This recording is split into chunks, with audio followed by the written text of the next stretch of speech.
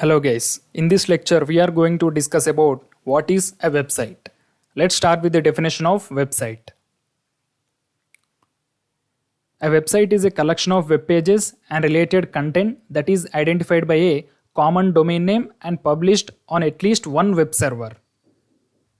So if you observe the first line, a website is a collection of web pages. Here pages is the plural word. That means if your application is having the more than one page, it is called as website.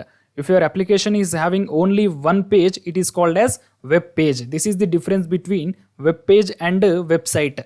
Web page is singular, web pages is plural. Web pages, collection of web pages is called as a website.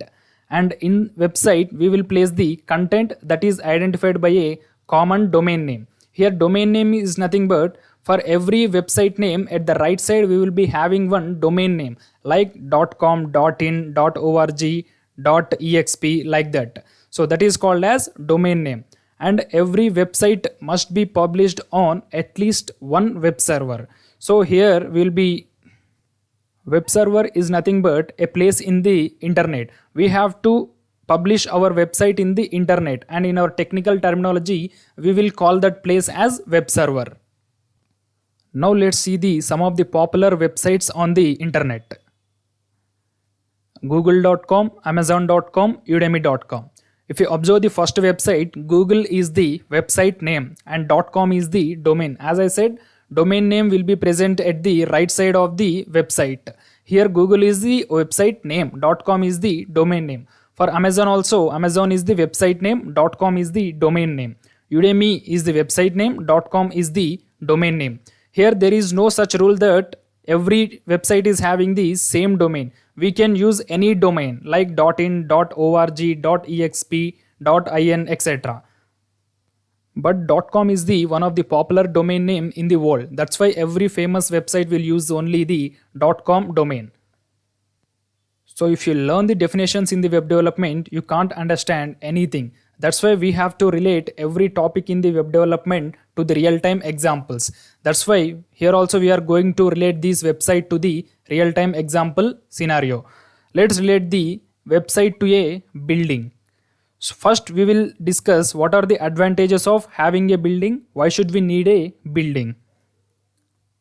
So we need a building because to live, to place our things and to do our work. Of course, having a building is also a prestige issue. So, but we are not going to discuss about that. So the basic advantages of building are to live in a place, and that place is called building. To place our things, the place where we place our things are called building, and the place where we do our work is called as building. So these are the main three advantages of building.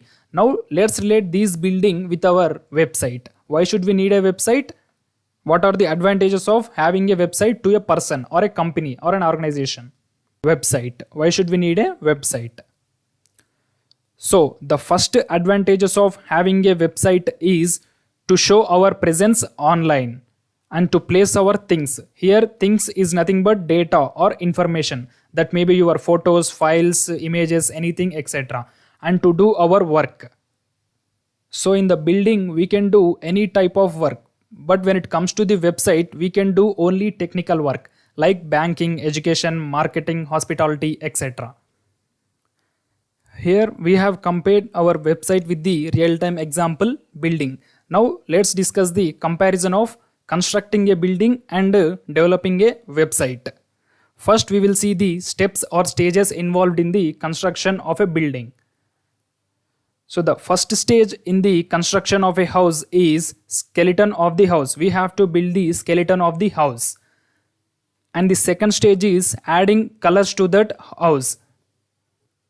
And third stage is providing the functionalities or facilities in the house, like electricity and water facilities. And if you complete all these three stages only, we will get our final product, which is called as a house. Now let's discuss the three stages in the web development. Here we have discussed the three stages in the construction of a house. Now let's discuss the three stages in the web development. So in the web development also, the first step is building the skeleton of the website. We have to build the skeleton of the website. And the second stage is adding the styles to that website. Third stage is same, providing the functionalities, but in our technical terminology, we have to call this term as interaction. We have to provide the interaction to our website. If you complete all these three stages in the web development, we can get our final product, which is called as the website.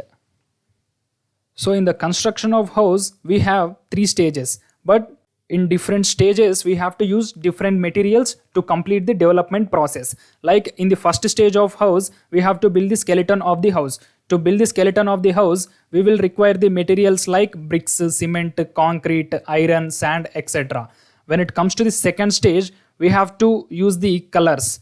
And when it comes to the third stage, we have to bring our wires, pumps, bore motors, etc. to provide the electricity and water facilities. So every stage is having some requirements. And when it comes to the web development also, in every stage we will be having some requirements. And in our terminology, we will call that requirements as technologies or languages. So if you want to complete the first step, you have to use any one technology or any one language. If you want to complete the second stage also, you will be have to require the some languages or programs. So first, to build the skeleton of the website, we have to use the HTML.